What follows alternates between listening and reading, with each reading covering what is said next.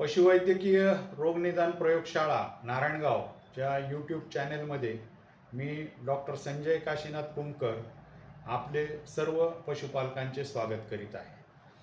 हवामान खात्याने उद्या दिनांक 12 एप्रिलपासून ते 22 एप्रिलपर्यंत उष्णतेचा अलर्ट हा महाराष्ट्रामध्ये दिलेला आहे. आपल्या एस्पेशली पुणे जिल्हा वगैरे पुणे सातारा या पश्चिम महाराष्ट्रामध्ये जवळजवळ 40 डिग्री ते 43-44 डिग्रीपर्यंत तापमान जाईल असा अलर्ट दिलेला आहे.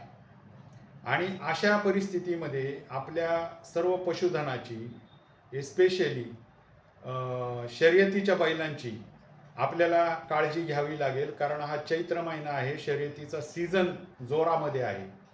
आणि आपल्याला माहिती आहे की शर्यती या जनरली सकाळी 9, 10, 11च्या पुढे चालू होतात आणि संध्याकाळी बराच काळ चालू राहतात. तर या परिस्थितीमध्ये जी वाढणारी उष्णता आहे याच्यामध्ये आपल्याला बैलांची काळजी घेणं हे खूप आवश्यक आहे. या उष्णतेमुळं काय होतं की त्यांचं जे घामावाटे जे शरीरातले क्षार निघून जातात ते त्यामुळे इलेक्ट्रोलाइट्स लॉस होतात. म्हणजे त्याचे जे सोडियम, क्लोराईड, पोटॅशियम हे क्षार कमी होतात आणि त्यामुळे बैलाला थकवा जाणवतो, पायामध्ये गोळे येतात, पळताना त्रास होतो. दुसरी गोष्ट, अतिउष्णतेमुळं किंवा उन्हामुळं जे रक्ताचं कार्य असतं की शरीराचं तापमान संतुलित ठेवायचं, मग जास्तीत जास्त रक्त हे त्वचेच्या बाजूला फेकलं जातं आणि मग ते तापमान नियंत्रित करण्यासाठी रक्ताचा मोठा वॉल्यूम त्वचेकडे गेल्यामुळं स्नायूंकडे जात नाही आणि त्यामुळं सुद्धा बैलाच्या कार्यक्षमतेवर परिणाम होतो. आज जवळजवळ 6 सॅम्पल्स असे निघाले की ज्याच्यामध्ये बैलामध्ये डिहायड्रेशनच झालेलं होतं. मुळात त्याचं पाण्याचं प्रमाणच रक्तातलं कमी झालं होतं आणि त्यामुळं मग त्या बैलाची कार्यक्षमता कमी झालेली होती. बैल निम्म्या घाटातच तिथून पुढे कमी पडला, 2 बैल तर निम्म्या घाटातच थांबली.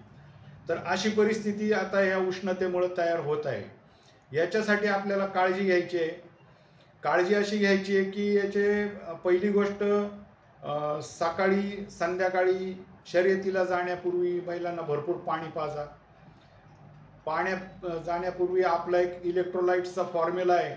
10 लिटर पाणी घ्या, त्याच्यामध्ये पाव किलो गूळ टाका, त्याच्यामध्ये 3 चमचे मीठ टाका, 1 चमचा खाण्याचा सोडा टाका आणि 3 लिंब पिळा, ताजी लिंब. काय याच्यामध्ये मीठ म्हणजे काय, सोडियम क्लोराईड. खाण्याचा सोडा म्हणजे काय, सोडियम बायकार्बोनेट. लिंब म्हणजे काय, जीवनसत्व क. हे सगळे जे इलेक्ट्रोलाइट्स जे आपण देतो आहोत याच्यापासून आपल्या बैलाचं ह्या वाढत्या उष्णतेमध्ये संरक्षण होणार आहे. त्यामुळं हा फॉर्म्युला तुम्ही जरूर वापरा. बैल शर्यतीला जाण्यापूर्वी द्या, शर्यत संपल्यानंतर द्या किंवा कोणाच्या 2 बाऱ्या 3 बाऱ्या जर असतील तर त्या इंटरव्हलमध्ये द्या. दुसरी गोष्ट, शर्यत संपल्यानंतर बैल त्वरित सावलीच्या ठिकाणी शक्य असेल त्यांनी त्वरित आणावा. त्याच्या अंगावर थंड पाणी टाका किंवा बैल थंड पाण्याने पुसून घ्या की जेणेकरून त्याचं थंडावा मेंटेन राहील. अपवादात्मक परिस्थितीमध्ये जर ह्या अतिउष्णतेमुळं जर उष्माघाताचा अटॅक आला बैलाला, तर तुम्हाला मी सांगतो लक्षणं काय दिसतील. बैल मोठ्या मोठ्याने धापा टाकावा लागेल, मोठ्या प्रमाणात थरथर कापायला लागेल, नंतर त्याला एकदम अस्वस्थ झाल्यासारखं होईल. अशा परिस्थितीमध्ये बैलाला पुसून घ्या. जर कांदा जर असेल तर कांद्याचा रस काढून त्याच्या नाकामध्ये पिळा, त्याच्या डोक्यावर थंड पाणी टाका आणि त्वरित डॉक्टरांना बोलवून ग्लुकोज शिरेवाटे द्यायला सुरुवात करा. ही काळजी सर्वांनी जर अशी काही लक्षणं आढळली तर त्वरित घ्यायची आहे. उष्माघात होऊ नये म्हणून आणि उष्णतेपासून संरक्षण करायचे असेल तर मी जो मगाशी जो इलेक्ट्रोलाइट्सचा फॉर्म्युला सांगितला हा जरूर तुम्ही सकाळ घाटामध्ये संध्याकाळी तो द्या.